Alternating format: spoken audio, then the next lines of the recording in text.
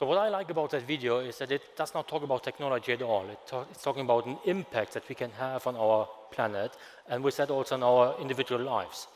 And there is a set of areas where scientists across the globe are working on to make our life here on Earth a bit better. So the video shared already a bit on what we and others are doing in terms of water, but we also see some examples of where data and intelligence around data is providing value to farmers, for example. In India, there are teams of farmers that are using their mobile phones to take pictures of the ailing plants and then sending out these pictures to a system and getting then information on how to best cure these plants. Then if you go up one step further into the sky, you can see that there are systems taking care of air pollution and using some sensors to get some air quality indicators, and with that providing some value in South Africa to the government institutions to make sure that they can understand where this pollution is coming from. And even going up higher in the sky, it's about the sun. And we see some free web applications coming up that providing insight on where to best position some solar rooftop panels, for example, and calculating the dimension and size of these solar rooftops in terms of consumption that is used within the household based on the appliances that are used, but also on the dimensions that are relevant for the people living there.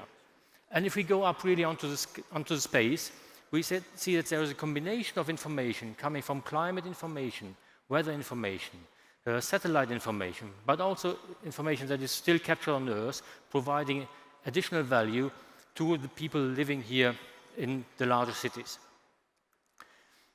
I brought with me one specific example that is capturing on that later space, and we call it Green Horizons.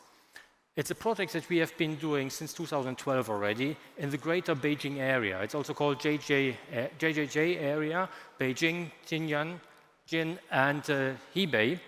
And that is an area of approximately 100 million people living there. And it's one of the most populated areas on Earth. It's one of the most industrialized areas on Earth. But it was, at least in 2012, one of the most polluted regions on Earth as well. And the intentions that we had, based on what the Beijing government was also looking for, is to reduce what's called the PM 2.5 emissions. And for those who are not so much familiar with PM 2.5, this is a particulate emission measurement. And 2.5 is in fact the size of these particles. 2.5 means 2.5 micrometers or smaller. And to give you an idea on what this means, really, you all see this tennis ball. Imagine this is 2.5 micrometers. Then the thickness of your hair is typically already that size.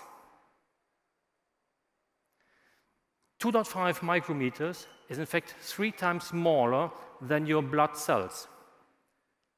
And if you translate that further, that means these are so small particles that are the most dangerous for my life, but also for your life.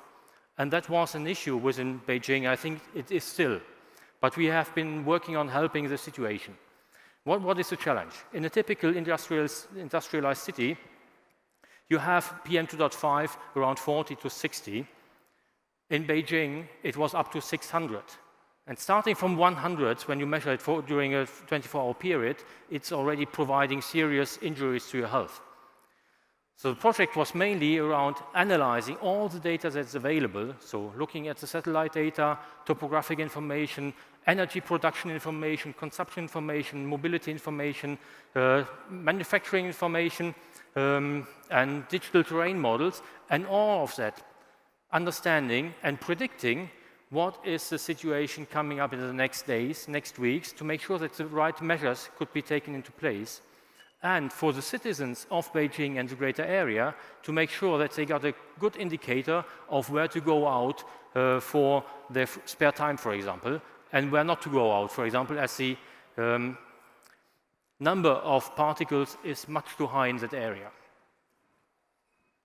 So the important part here is really that we achieve, together with the city of Beijing, the reduction by more than 25% of these particles, and this translates immediately into something that is visible for the inhabitants, and that means a blue sky that's visible outside here in Berlin today becomes again visible in Beijing much more often than it used to be in the past. So the quality of living within Beijing becomes much more interesting for all these people there.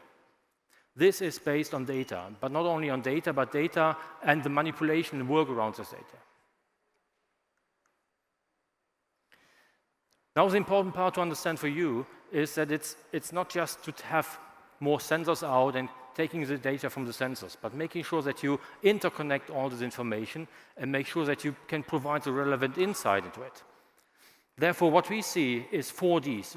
First D is around decarbonization, or sometimes it's also called electrification.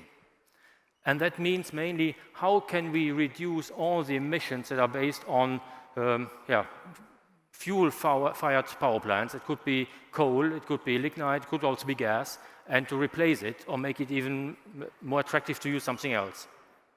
Electrification does not only touch there with the energy side, but also the mobility side, manufacturing side, and also our personal living side.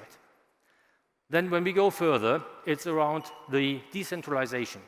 Decentralization means not only that we have smaller power plants somewhere here and there, smaller wind turbines, or small-scale solar power plants, but it's also about us as individuals playing a crucial role in changing our behavior in our lives to make sure that this translates also into a better living for all of us. So decentralization is not just to be seen from an energy perspective, but it's touching a broad set of other industries and all of ourselves. Then it's about the democratization. Democratization is on one side that we all become partners and players in the overall energy transition system, but it also means that we need to be aware of what data is available and how we can use this data. So privacy, regulation, security are all important aspects that come into game. And last but not least, the fourth point is about digitization. And we touched on this already earlier today. I think personally digitization is just an intermediate step. And it's going to be one of the steps that lead towards what we call the cognitive enterprise. So it's about leveraging this capability to transform the processes, transform the way we work, to transform the way we live. And all of this together is finally also answering the questions that I raised at the beginning. Is data oxygen? And I'm convinced that data is oxygen because it has been proven in Beijing and rolled out across several other cities in China and across the globe that we can provide with data better living quality for people in larger metropolitan areas. It is also oxygen for the different other industries because it's not just a single industry play, it's a cross-industry ecosystem that needs to come into place. And their data is one of the key parts for it. And for sure, when I look just at the energy and utilities industry and the environment industry where I'm working on mainly, is that data becomes certainly the crucial aspect for the energy system transition because it's putting all the systems together so that we can provide the necessary foundation for the change that's currently happening. With that, thank you very much for your attention. And if you have any question, I'm still here for a couple of moments.